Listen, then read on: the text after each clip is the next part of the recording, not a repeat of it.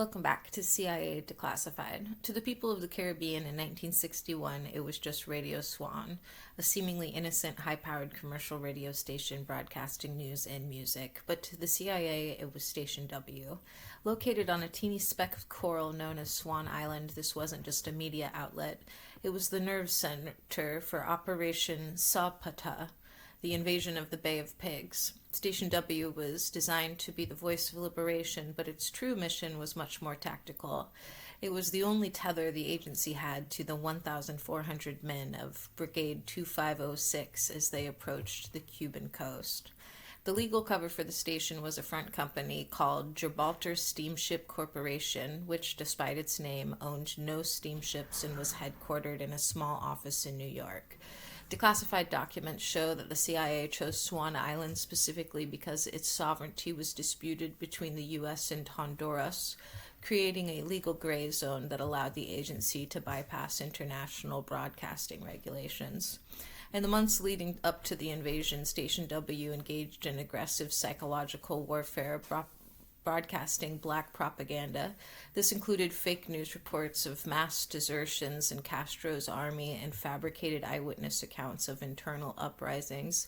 The goal was to create a climate of collapse, hoping the Cuban population would rise up the moment the Station W signal changed its tone. As the invasion began, the Station W logs show a shift from news to madness. The agency utilized coded music to send commands to the invading force. Specific songs signaled different phases of the attack. If a specific folk song was played 3 times in an hour, it meant the supply ships were to move in. If a news anchor used a specific phrase about the weather in Oriente, it was a signal for internal resistance cells in Havana to begin sabotage operations. A quote from a declassified Station W operation log dated April 17, 1961. Broadcast 0400. Look well at the rainbow. This is the final go signal. All units are to proceed to Blue Beach and Red Beach. The sky is blue. The fish are biting. I repeat, the fish are biting. End quote. The logs reveal that Station W was broadcasting at 50,000 watts, powerful enough to saturate the entire island of Cuba.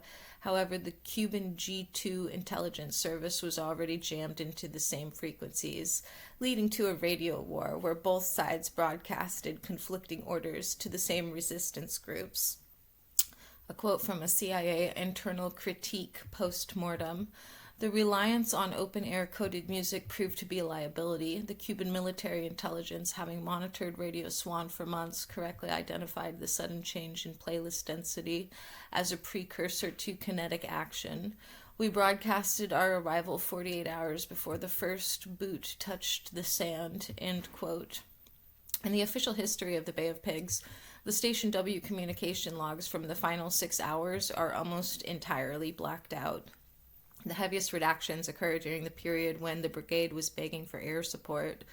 There is heavy speculation that Station W broadcast a false promise order, a coded message telling the men on the beach that U.S. Navy jets were on the way when the agency knew no such support was coming.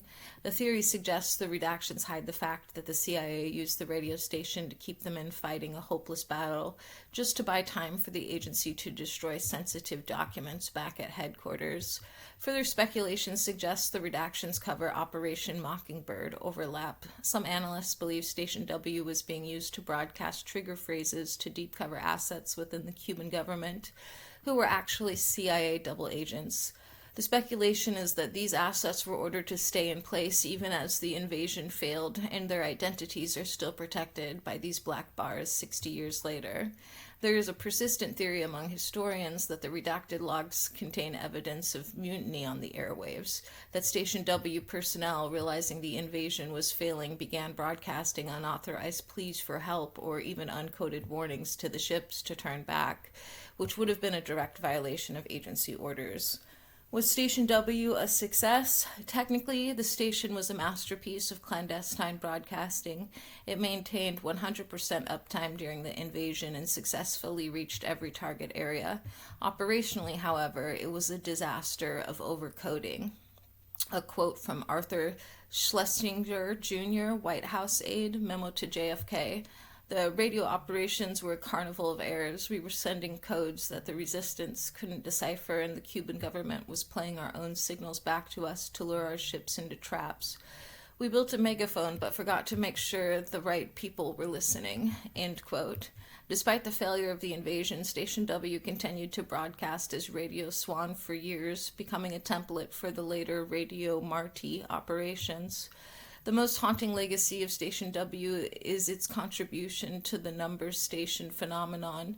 After the invasion, the station began broadcasting long strings of 4-digit numbers read by a female voice over an eerie repeating melody. This marked a shift from public propaganda to point-to-point espionage, a method of communicating with illegal stay-behind agents that the CIA still utilizes in various forms today. The tragedy of the Bay of Pigs led to critical evolution in military communications. As far as technological breakthroughs go, burst transmission, the failure of Station W's long-form codes, led the agency to develop burst technology, where a long message is compressed into a 1-second screech of noise, making it nearly impossible for the enemy to jam or track. Mobile clandestine units. After Swan Island was identified by Cuba, the CIA moved towards ship-to-shore mobile transmitters, allowing a station to broadcast while moving through international waters to avoid location finding. And psychological frequency saturation. Researchers at Station W discovered that certain carrier waves beneath the music helped the signal penetrate through heavy tropical storms, a technique later used in deep jungle communications. The logs from Station W led to the creation of the COINTEL standard for radio security. This established that music should never be used for tactical cues because it is too easily identified by pattern recognition algorithms. Instead, the agency pivoted to utilizing white noise variations to hide digital data, a direct technological descendant of the Station W failures. Station W eventually went silent, but the airways over the Caribbean never truly cleared. The logs of Swan Island remind us that in a world of declassified secrets, the most important message isn't what is said, it's what is heard in the silence after the signal dies.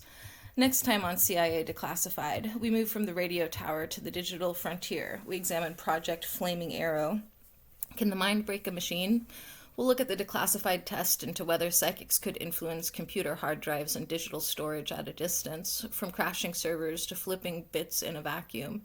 We explore the CIA's attempt to create the world's first psychic virus. Join us for The Mind in the Machine next time.